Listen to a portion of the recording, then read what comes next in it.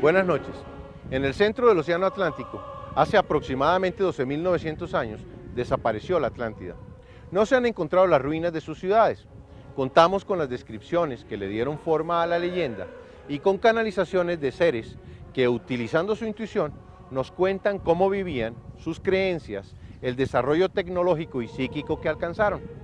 Basándonos en estas fuentes, hemos recreado la isla nunca encontrada y a Poseidonis, su capital. Acompáñenos en este viaje al corazón de la civilización desaparecida, de la cual derivan nuestros conocimientos. La descripción más antigua de la Atlántida la hace Platón en el diálogo de Critias, nieto de Solón, un gobernante griego que visitó Egipto en el año 590 a.C., quien recibió esa información de sacerdotes egipcios. La recreación que veremos se basa en esa descripción y en la información recopilada por seres extraordinarios que acceden a los archivos acásicos del universo. Allí se almacena la memoria de la naturaleza. Contiene todas las experiencias pasadas y presentes de todos y cada uno de los individuos en este planeta. Cada ser vivo está inmerso en un mar de energías como un pez en el agua. Se encuentra siempre en contacto con los ritmos y armonías de todas las energías de su universo. Pero solo unos pocos son conscientes de ello.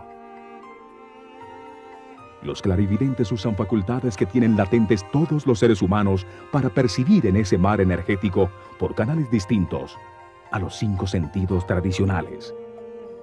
Eventos a distancia en el espacio y el tiempo, almacenados en esos archivos acásicos. Edgar Cayce, un renombrado psíquico y sanador holístico, fue uno de los videntes que más información nos dejó sobre la Atlántida.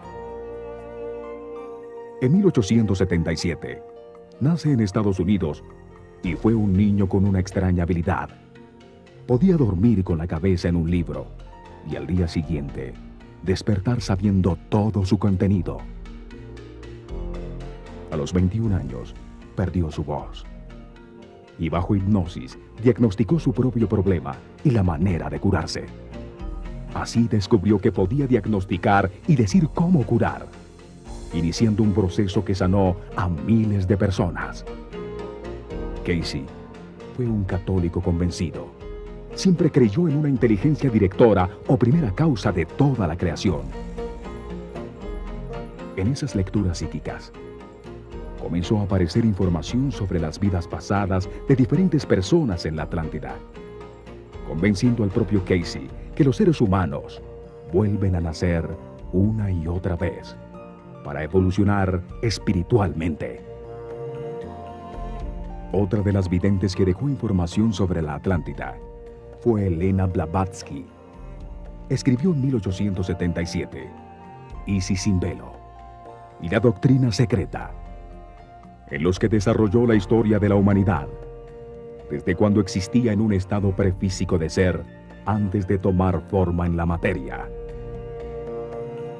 Ella afirmó que sus libros están basados en un trabajo religioso de origen atlante llamado El Libro de Cian.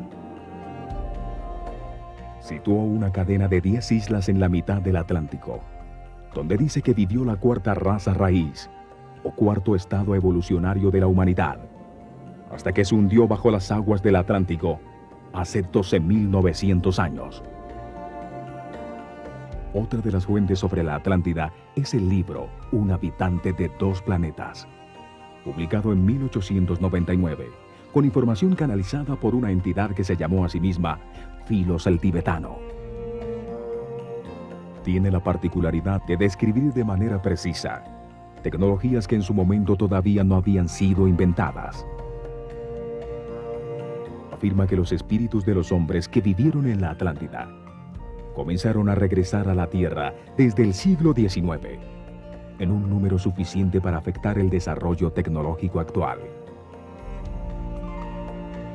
Regresaron para seguir creciendo en las rondas de su evolución e ir más allá de la grandeza perdida, a medida que la mente y el alma se expanden. Charles, Webster, Leadbeater.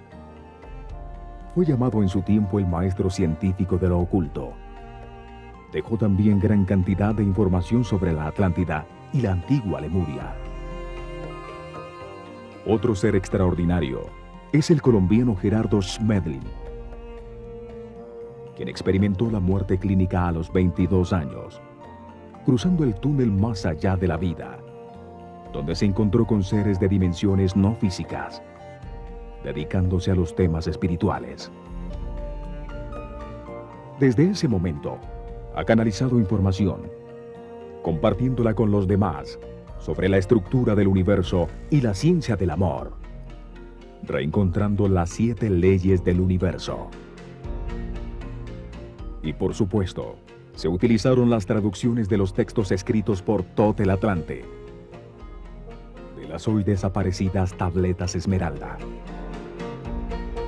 Toda esta información psíquica y la de carácter histórico suministrada por Platón nos permite ilustrar el mundo desaparecido de la Atlántida, para sacarlo de las aguas de la inconsciencia, donde lo tenemos sumergido.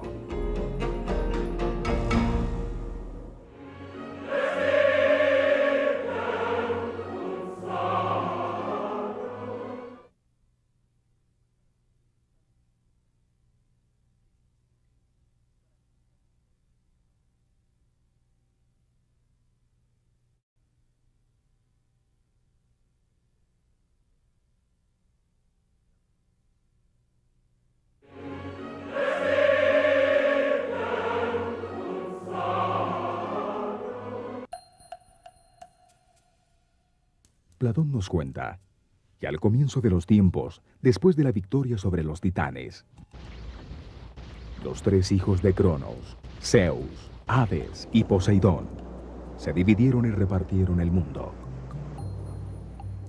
Le correspondió a Poseidón el gobierno de las aguas y la isla de la Atlántida. Allí vivían los mortales Evenor y Leucipa, con Clito, su única hija, de la cual se enamora perdidamente. Con ella tiene 5 parejas de mellizos. A los primeros en nacer los llamó Atlas y Gadeiros, el mismo nombre que llevan los 2 volcanes gemelos que dominaban la isla. Atlas, el primogénito, se convirtió en el primer rey de la isla y llamó con su nombre Atlántico al océano que la rodeaba. Tuvo con Pleiones 7 hijas: Maia, Merope, Asterope, Taigeta, Selaeno, Electra y Alcione. Las 7 Atlantes, que los griegos llamaron las Pléyades. A cada una le correspondió una de las islas de la Atlántida. Otro hijo de Poseidón con Euriala, Orión el gigante cazador, se enamora de ellas. Pero cuenta la leyenda que ellas prefirieron morir ahogadas bajo las aguas que ceder a sus pretensiones. Así aparece la constelación de Orión, llamada Tamuz por los caldeos y Sahú por los egipcios, que persigue eternamente por la bóveda celeste a las 7 hermanas, el cúmulo de 7 estrellas de la constelación de Tauro.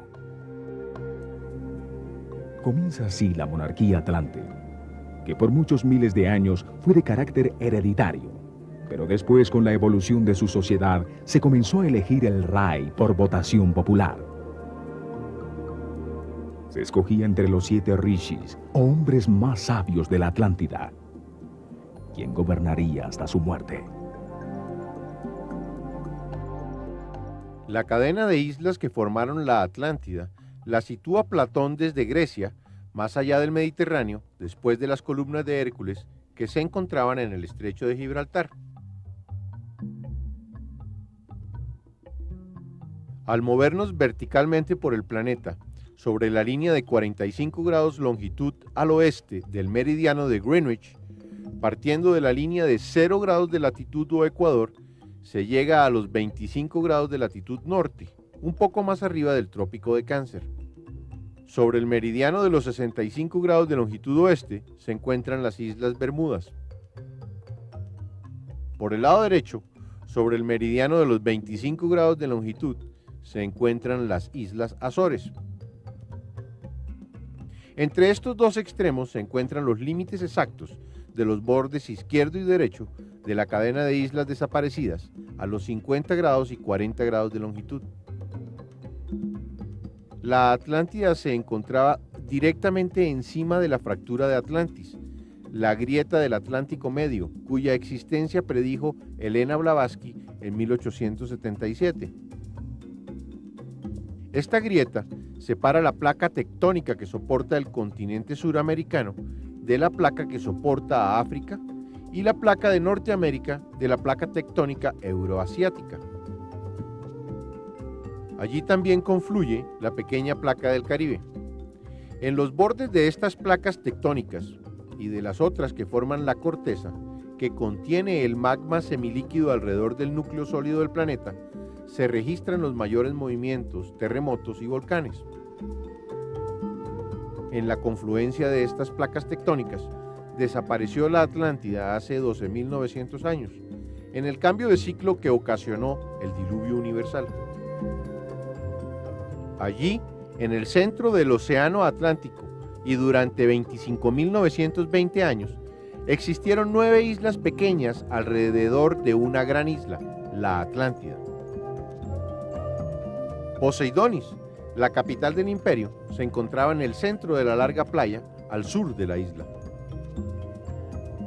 Al norte, la isla de Undul, al sur, Osuo, al oeste, Terna y Tarshish, la isla de los metales, con grandes minas de latón, oro y cobre, donde estaba situada la ciudad de Marseus.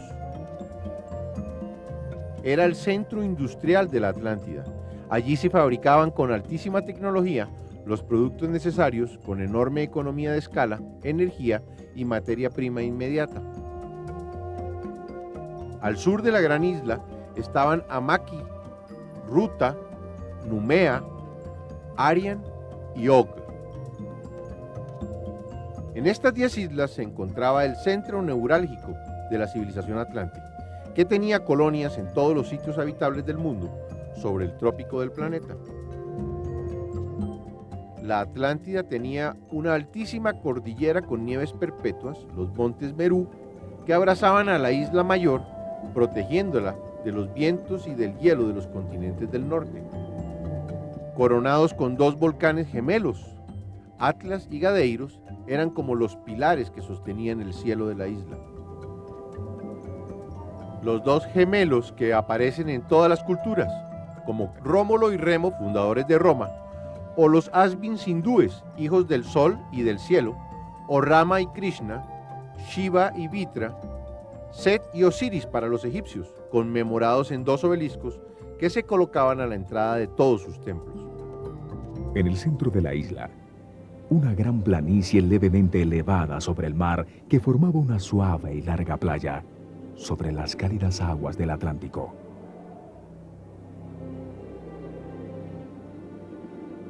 De las nieves en las montañas, de la cumbre de Atlas, bajaba un gran río, el Parfa, y cientos de riachuelos, generando en el clima tropical una temperatura muy agradable.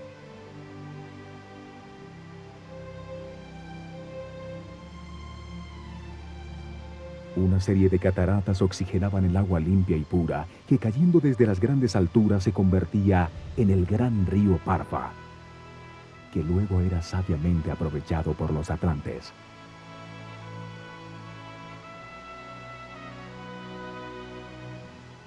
En la montaña, el gran lago de Incal almacenaba el agua, haciendo de enorme reserva de agua potable.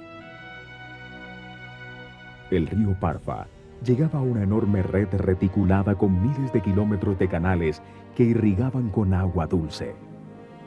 Aún en verano, la gigantesca planicie terraceada de fértil tierra. Los canales eran navegables, y en los comienzos de su civilización, cuando aún no se había descubierto la antigravedad y el transporte aéreo, eran su principal vía de transporte. La enorme planicie estaba dividida en forma de cuadrícula, formándose 600 cleros o cuadrados que permitían regar la tierra, que se cultivaba intensamente. Se recogían 2 cosechas al año, suficiente comida para toda la población de la isla, y sobraba una gran cantidad que se exportaba a las lejanas colonias en los otros continentes. También alimentaba una gran cantidad de animales en estado salvaje y en domesticidad. Todos encontraban alimentos y pastos de sobra, aún los que se encontraban en las montañas. Miles de elefantes existían en la isla, conviviendo pacíficamente con toros, monos y todo tipo de aves y pájaros exóticos. La isla, además de todo esto, producía los perfumes que embalsamaban el ambiente en todas partes, procedentes de raíces, hierbas y árboles de incienso, destilados por las flores y las frutas. La variedad de flores llenaba de colorido las cañadas y riachuelos, y todo tipo de frutas como cocos, piñas, papayas y mangos servían de alimento en cantidades incontables. La isla, favorecida por el sol tropical, prodigaba sus tesoros con abundancia, en momentos en que la mayoría del planeta se encontraba cubierto de hielo. La enorme planicie, totalmente irrigada, era cultivada intensamente, y miles de palmeras se mecían con el viento. Con los estándares de hoy, podría producir una cosecha de unos 15 millones de toneladas de arroz, además de otros cultivos adicionales, suficientes para alimentar a una población de 30 millones de personas y tener sobrantes para exportar. Al norte, frente a la central Atlántida, en la pequeña isla con forma casi circular que se llamaba Undl, vivían los maestros sobrevivientes de la antigua escuela lemuriana de misterios de Naakal. Tenían su centro de enseñanza y su templo al frente en la isla de la Atlántida, en lo más alto del monte Merú, entre las cumbres de Atlas y Gadeiros, dominando la ciudad de Poseidonis. Allí, a la sombra de los volcanes, los atlantes construyeron la escuela de misterios de Naakal. Era el colegio de los sacerdotes atlantes. De allí se derivaron la escuela babilonia de misterios, la escuela egipcia de misterios del ojo derecho de Horus y los esenios, en medio de los cuales nació mucho más tarde Jesús. La dirigía un ser con altísima energía, un gran maestro, el Incalis, o sumo sacerdote. Era reverenciado y escuchado por todos los atlantes. También era el encargado de las comunicaciones con otras entidades de los planos no físicos y con otras culturas de la galaxia. En la escuela de Naakal se enseñaba la religión conocimiento a los estudiantes llamados Incaalenes. Era una manera de entender el universo utilizando la intuición, la ciencia, el arte, la astronomía. La medicina eran aspectos de una misma cosa, que era la religión conocimiento. En la Atlántida, la educación era suministrada por el Estado. Cada niño recibía la educación más apropiada para sus habilidades y gustos. Se enseñaba a todos química, matemáticas, astronomía y sanación magnética. Se desarrollaba en los niños sus facultades psíquicas y el manejo de las fuerzas escondidas de la naturaleza, las propiedades ocultas de las plantas y los procesos de transmutación alquimista. Todo Atlante, a los 16 años, tenía la opción de entrar a la escuela de los sacerdotes de Naakal o a la escuela de ciencias, el Sioquitlón, donde estudiaba por 7 años las materias motivo de su interés como agricultura, mecánica, pesca o caza. Los atlantes sabían que el cerebro tiene dos mitades, que son virtualmente imágenes espejo el uno del otro, pero que tienen funciones distintas. El lado izquierdo del cerebro controla la función del habla, la lógica y la razón. Es la parte científica de cada ser humano. El lado derecho reconoce formas, patrones y sonidos. Es el artista que vive en las sombras y solo reconocemos su existencia en momentos de profunda relajación o de inspiración. La civilización atlante basó su percepción del universo en el lado derecho del cerebro, en la intuición, que capta los objetos como un todo. Este tipo de entendimiento es llamado lunar y produce una visión integrada de toda la realidad. Sin embargo, al final del gran ciclo, comenzó a predominar el pensamiento científico y racional, transformándose en una civilización que comenzó a operar desde el lado izquierdo del cerebro, que funciona con palabras y conceptos, fragmentando y analizando el objeto que se quiere conocer. Esta manera de entender el universo es llamada solar y está basada en la razón. Es una forma más estrecha de conciencia, resultado de abandonar el uso del lado derecho del cerebro. La religión universal, centrada en la luna, la diosa blanca, es reemplazada por el dios Sol Apolo, símbolo de la ciencia y la racionalidad. Los pensamientos son eventos electromagnéticos de muy corta duración que suceden en el sistema neurológico. En esa corriente de pensamientos, la mente se enfoca en una dirección determinada y al hacerlo aparece una imagen. Esta imagen afecta al cerebro, produciendo cambios en el sistema nervioso y en sus químicos, influenciando la forma en que se siente. Las emociones afectan directamente los sistemas musculares, hormonales, las decisiones y el comportamiento. Es por eso que las imágenes que aparecen en la mente, escogidas conscientemente o no, afectan al estado físico, las emociones, las decisiones, las acciones y los pensamientos. Son entonces muy importantes para la armonía y la felicidad. Los atlantes utilizaron imágenes metafóricas para guiar la corriente de pensamientos, enfocando la conciencia, gracias a estas imágenes, hacia la armonía.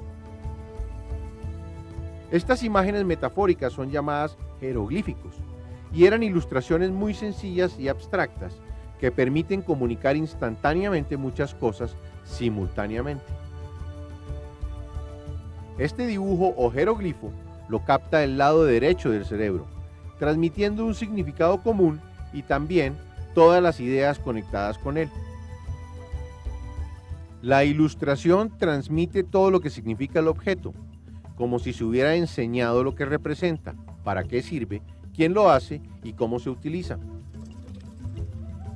Al conectar muchas ideas simultáneas, evoca inmediatamente la realidad interna rica y compleja de cada individuo, que comprende entonces la idea representada en el dibujo.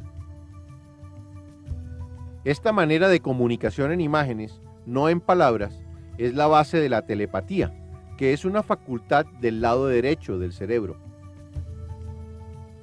Una civilización que se comunica de esta manera puede acceder más fácilmente a niveles superiores de energía. La palabra es una colección de letras y sílabas que capta el lado izquierdo del cerebro, basada en el lenguaje humano, en vez de dibujos de objetos. Un símbolo representa a cada sílaba y cada palabra designa a un objeto expresando un solo concepto congelado del mismo. La escritura de sílabas, que se supone fue uno de los adelantos más importantes en la historia del hombre, apareció al abandonarse un sistema basado en el lado derecho del cerebro, que utilizaba las imágenes para conectar muchas ideas simultáneamente. Ese fue realmente el significado de la Torre de Babel. Representó la pérdida de la comunicación a través de las imágenes, un suceso que atrasó el desarrollo de la conciencia del hombre. Esa manera lunar e intuitiva, basada en el lado derecho del cerebro, combinada con la manera actual racional, basada en el lado izquierdo del cerebro, puede conducir al hombre a un sitio nuevo, la utilización simultánea de los dos hemisferios. Esto puede acelerar su desarrollo de conciencia y conducirlo a elevadísimos niveles de energía, como fue el caso de los mayas. Seguramente, este es el propósito del universo, el conducir a la humanidad de la intuición a la razón y luego a un estado simultáneo de razón e intuición. Las facultades psíquicas están ahí como herencia de la raza, esperando el esfuerzo individual para recobrarlas y darle a nuestro carácter más claridad y más poderes trascendentes. Es muy importante reconocer la existencia de un sistema de conocimiento que perciba el universo como un todo, una forma distinta a la fragmentada y racional del hombre actual, que no le permite encontrarle el sentido a la vida. Esa es una de las conexiones que debemos hacer con los atlantes, para aprovechar las experiencias pasadas, que son como el agua que fluye en la mente de la humanidad. A través de los canales de riego que bordeaban los campos cultivados o los pastos con ganado y ovejas, el agua del río Parfa llegaba hasta el anillo exterior de la ciudad circular de Poseidonis. Tenía 30 kilómetros de diámetro. La ciudad estaba diseñada como una sucesión de anillos circulares de tierra y agua, comunicados por 10 puentes colgantes. 4 puentes colgantes comunicaban el campo con la ciudad, atravesando la muralla circular exterior de bronce, que conformaba las graderías de un enorme hipódromo que le daba la vuelta a todo el anillo de tierra y proporcionaba una vasta carrera a las competencias de caballos, aurigas y jinetes. Protegida por las murallas de metal y entre anillos de agua, en su interior se encontraba la ciudadela real y miles de viviendas, que en medio de jardines y piscinas, giraban alrededor del núcleo central de la ciudad. Sus conocimientos en la transmutación de elementos y metales, y las grandes minas en la isla de Tarshish, permitieron la utilización en gran escala de metales en la arquitectura. Los edificios eran construcciones de grandes proporciones, muchos de los cuales tenían jardines en sus cubiertas. Había fuentes en todas partes. Muchas de las casas tenían forma de domos y de conos que terminaban como agujas. 4 puentes colgantes de auricalco conducían al segundo anillo de tierra, que tenía medio kilómetro de ancho. Allí, entre jardines y fuentes, construyeron templos piramidales y viviendas. Estaban la mayoría de las casas de los oficiales de la corte y el palacio de los extranjeros, donde se alojaban los forasteros por cuenta del gobierno, mientras decidieran permanecer en Poseidonis. Otro puente colgante de gigantescas torres de auricalco atravesaba el último canal con agua que rodeaba el complejo, llegando a una gran plaza por una amplia avenida. En el centro, dominando la ciudad, sobre una planicie circular de 1 kilómetro de diámetro, se encontraba el templo sagrado del Incalitlón, construido en granito blanco pulido, que destellaba al sol. Era la fuerza central de la experiencia atlante, una reluciente pirámide de 150 metros de alta, rematada por un piramidón de oro y cristal, rodeada por un gran bosque de milenarios cedros y palmeras.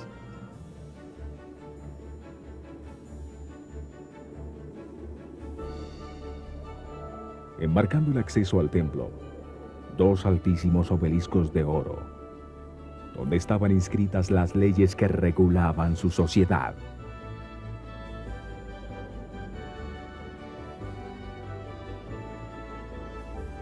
Al lado derecho estaba el palacio de Nagakoi, el mismo sitio donde el dios Poseidón, también llamado Neptuno por los romanos y Clitos la mujer mortal, engendraron el linaje de los 10 príncipes atlantes.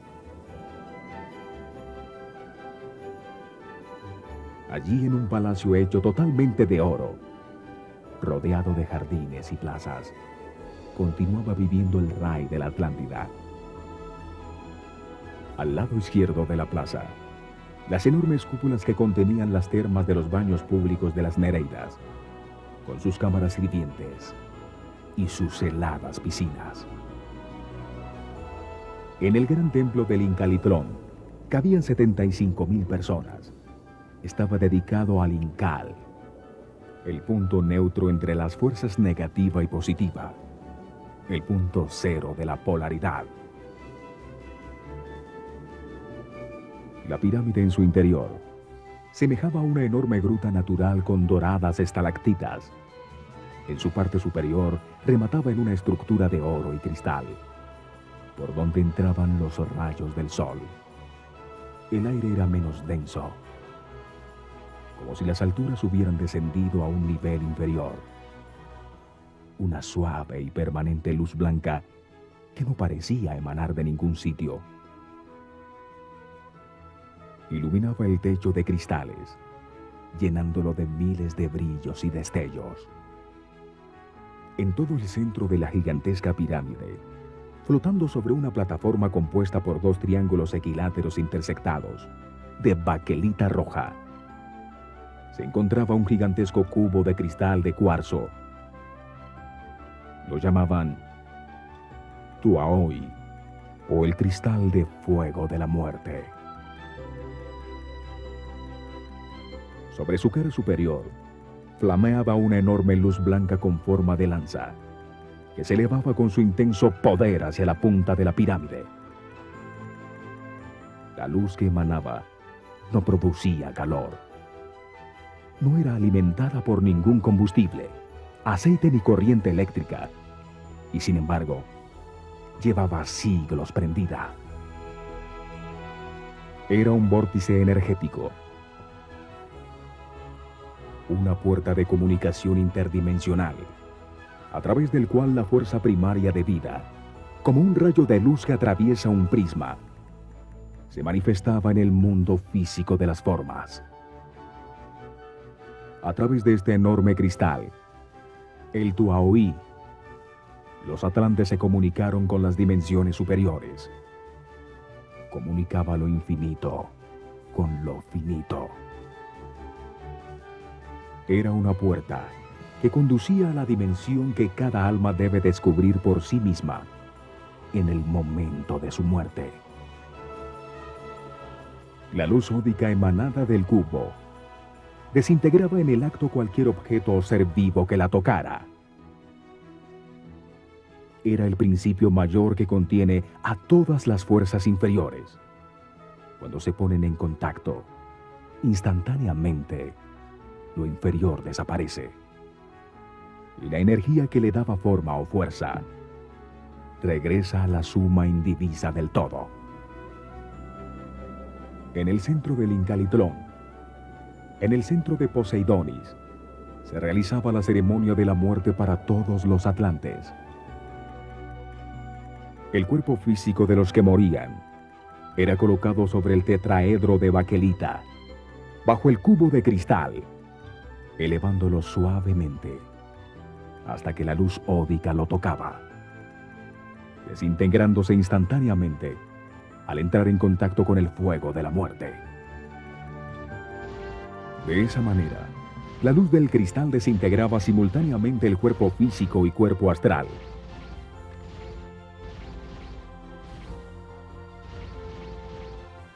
Donde residen los archivos de la personalidad temporal del Atlante que acababa de morir.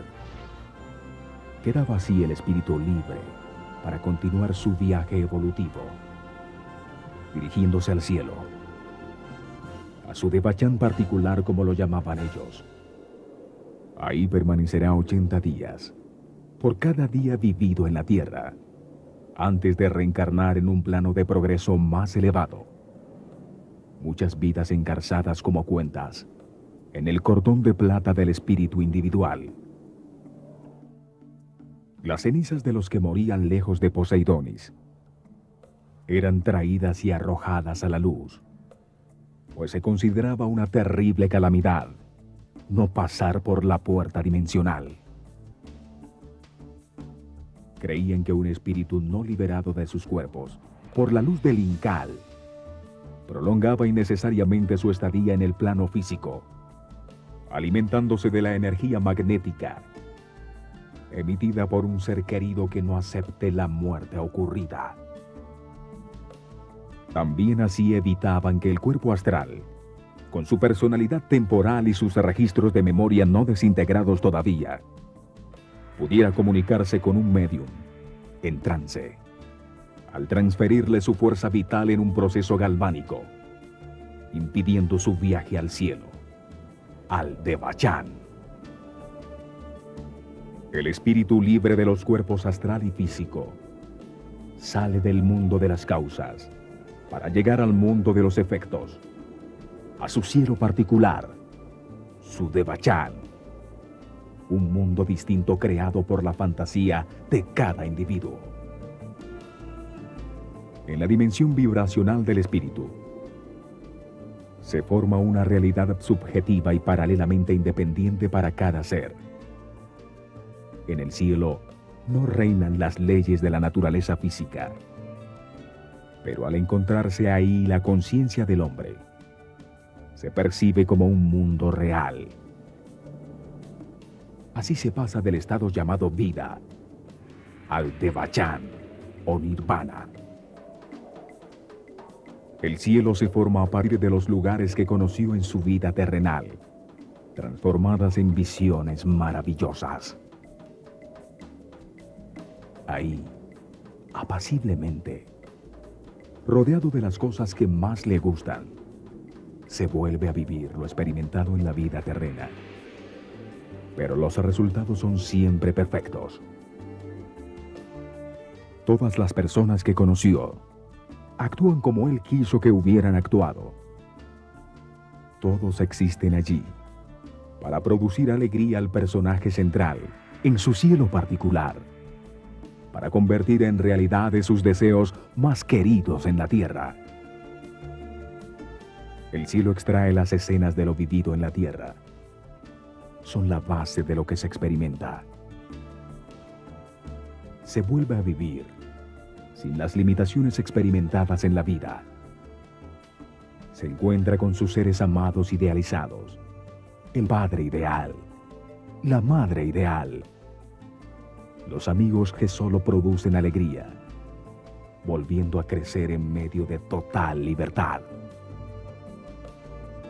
Todo sucede sin dolor, ni pena, ni enfermedad, ni angustia.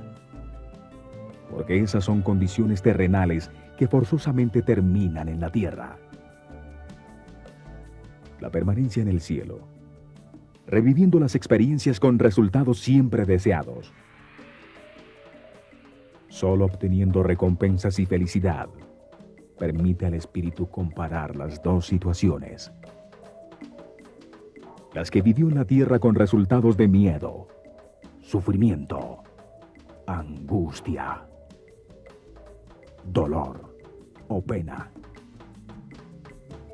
Las revividas en el cielo siempre con resultados de amor, paz, armonía, abundancia y felicidad.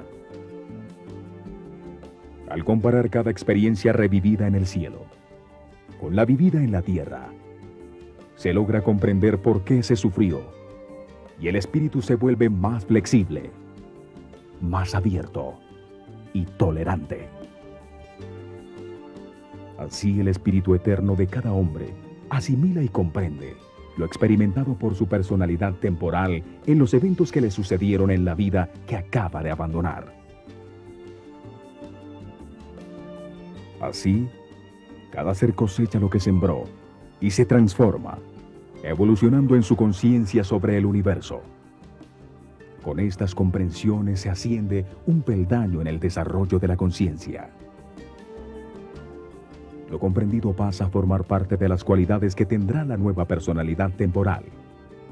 En una nueva vida, cada vez más feliz, más armoniosa, más cerca de Dios.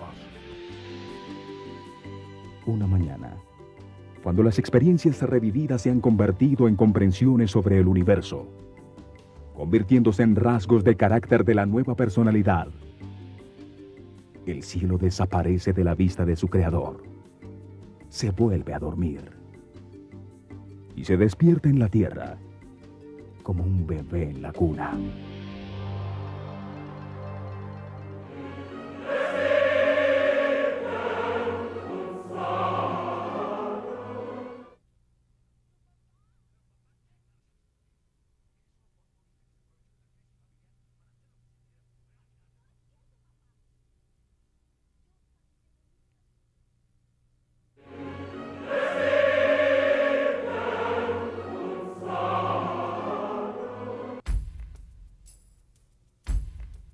El conocimiento y la comprensión de las leyes universales dan herramientas a cada ser humano para llenar su vida presente de armonía y felicidad. Hemos profundizado en las dos primeras leyes de la pirámide.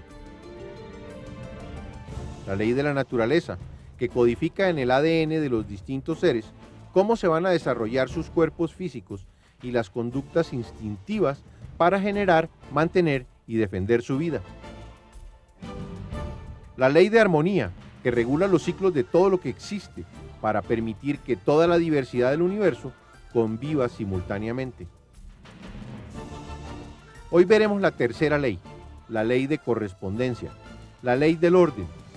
Organiza dónde, cuándo, cómo, a quién y hasta cuándo le corresponde vivir una experiencia determinada.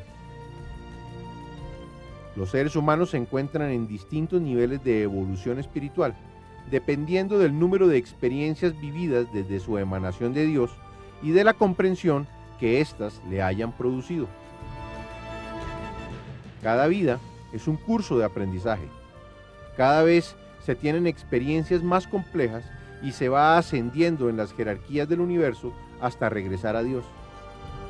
En el primer nivel de conciencia se viven experiencias que permiten aprender a controlar los instintos agresivos y las emociones animales. En el segundo nivel se desarrollan los sentimientos y la sensibilidad a través de experiencias para aprender el valor de la vida. En el tercer nivel se aprende que para ser feliz es necesario tener relaciones armoniosas con los demás.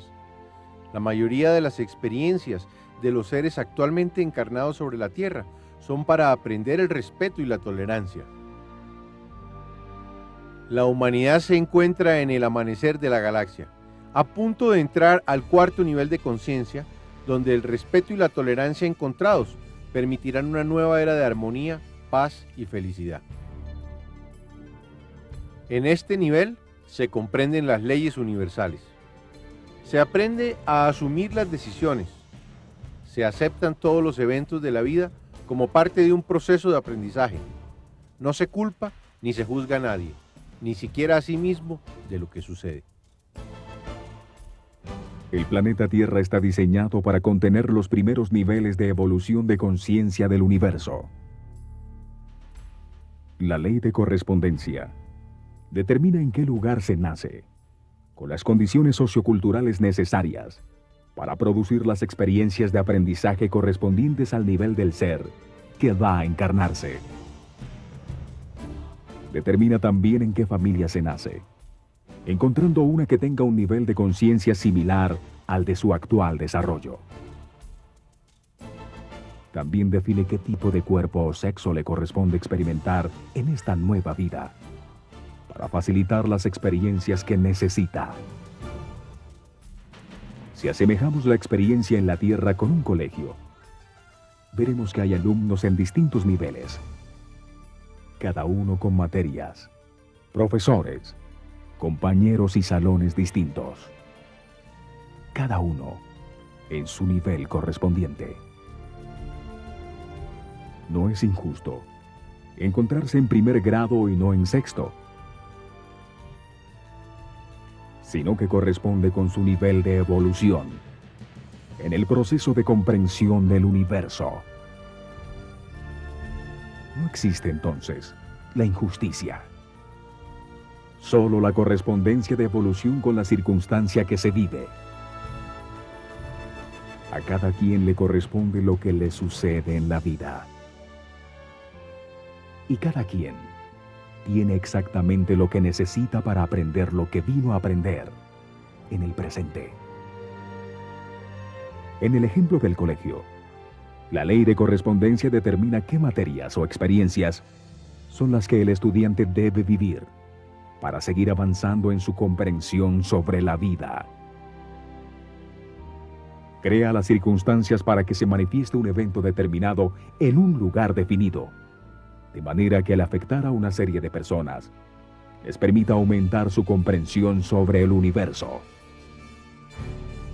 Se reconoce al observar que el planeta no es uniforme, sino que tiene distintos climas, distintas sociedades, distintos niveles de respeto y conciencia en sus habitantes.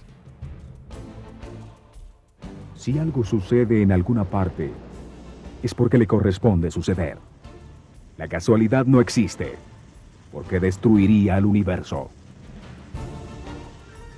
El libre albedrío permite escoger si se aceptan todos los eventos de la vida como necesarios para su propia evolución espiritual, o si quiere luchar contra ellos, y al hacerlo, colocarse en un camino de sufrimiento. Cuando se es rebelde y no se acepta lo que sucede. Cuando una persona ya no puede aprender más de un lugar y circunstancia, se sucede un cambio de situación que la lleva a un nuevo proceso de aprendizaje. Siempre sucede lo que tiene que suceder. Y lo que no, no sucede. Por eso no hay nada que temer.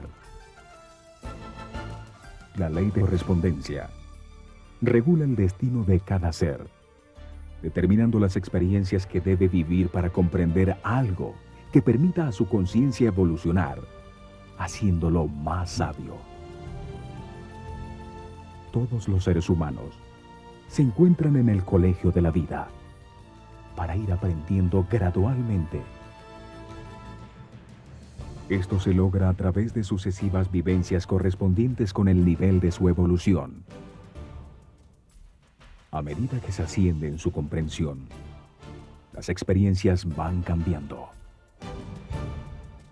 La evolución es un proceso gradual que permite comprender que todo sucede por amor, en un proceso definido por las leyes universales.